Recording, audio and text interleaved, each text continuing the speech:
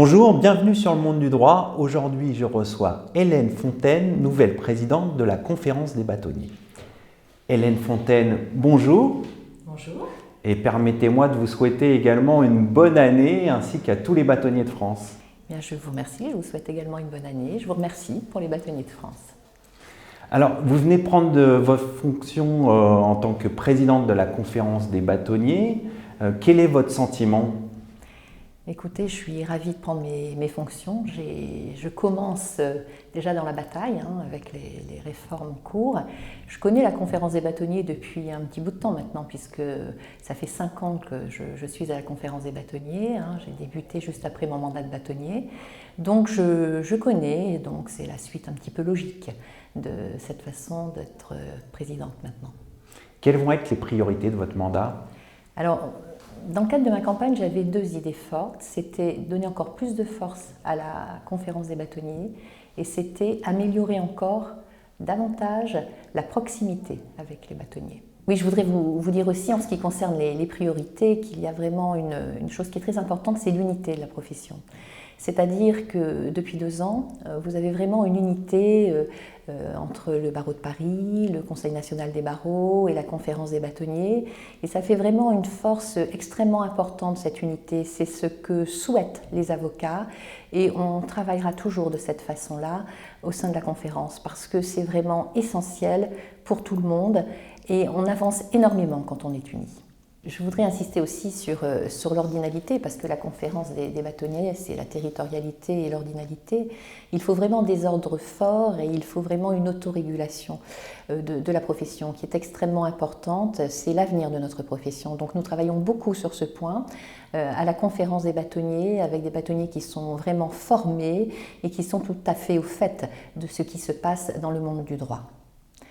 Je voulais indiquer aussi, en ce qui concerne donc les projets, qu'un autre projet me paraît extrêmement important aussi, c'est la notion de l'Europe. Parce que beaucoup de choses ont lieu au niveau européen et bien souvent on n'a pas le réflexe de l'Europe.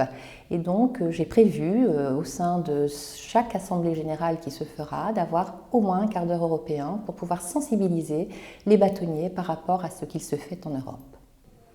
Et justement, comment vous allez faire pour améliorer cette proximité avec les bâtonniers ?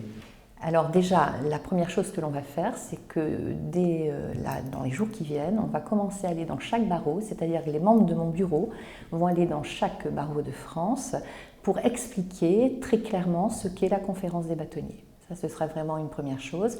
Il y a d'autres choses aussi pour lesquelles on va aider les bâtonniers. On va créer notamment, on va aider les bâtonniers en ce qui concerne les référés déontologiques. Donc on va leur expliquer comment ça marche. Ça existe déjà dans certains barreaux pour qu'ils puissent l'installer dans leur propre barreau. Donc il y a vraiment cette notion de solidarité qui est très importante pour que l'expérience de certains barreaux puisse être l'expérience d'autres barreaux par le biais de la conférence des bâtonniers.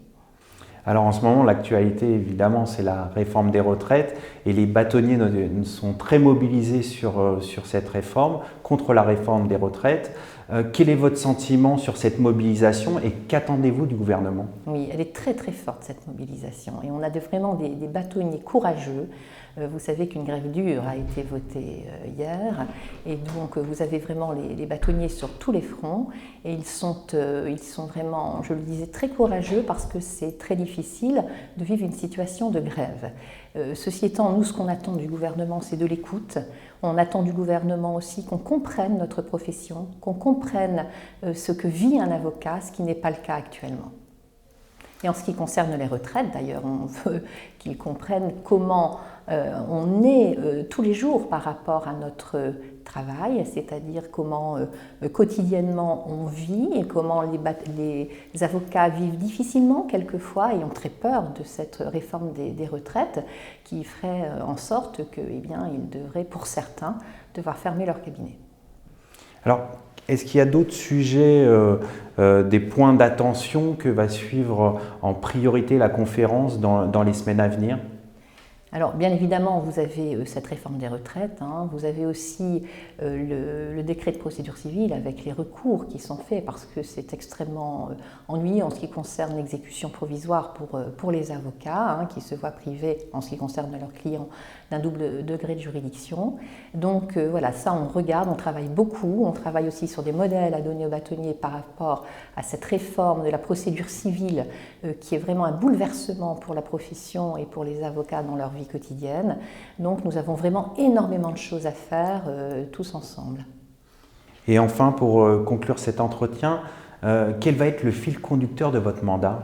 Force, solidarité et détermination. Je vous remercie. Je vous en prie, merci beaucoup à vous.